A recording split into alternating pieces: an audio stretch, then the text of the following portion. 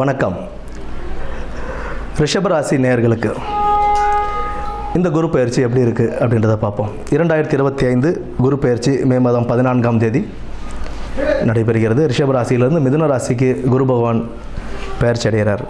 அதாவது ரிஷபத்திலேயே இருந்த குரு பகவான் அவருடைய இரண்டாம் வீடான ரிஷபத்துக்கு இரண்டாம் வீடான மிதுனத்துக்கு மாற போகிறார்.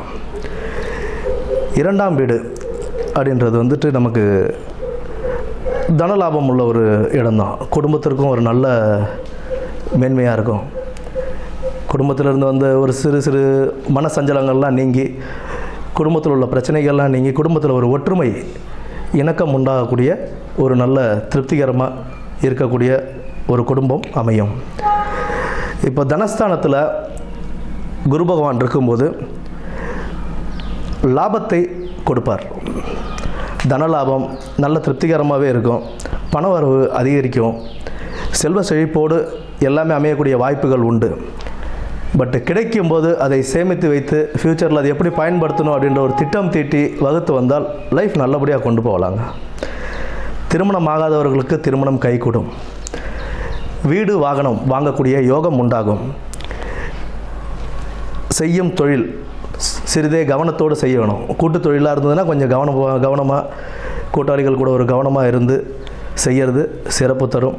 புதிதாக கூட்டு தொழில் அப்படின்றது ஆரம்பிக்கணும் அப்படின்னா கொஞ்சம் யோசனை பண்ணி டாக்குமெண்ட்ஸ்லாம் கிளியராக வெரிஃபை பண்ணிக்கிட்டு பர்ஃபெக்டாக அதை பண்ணுறது நல்லாயிருக்கும்.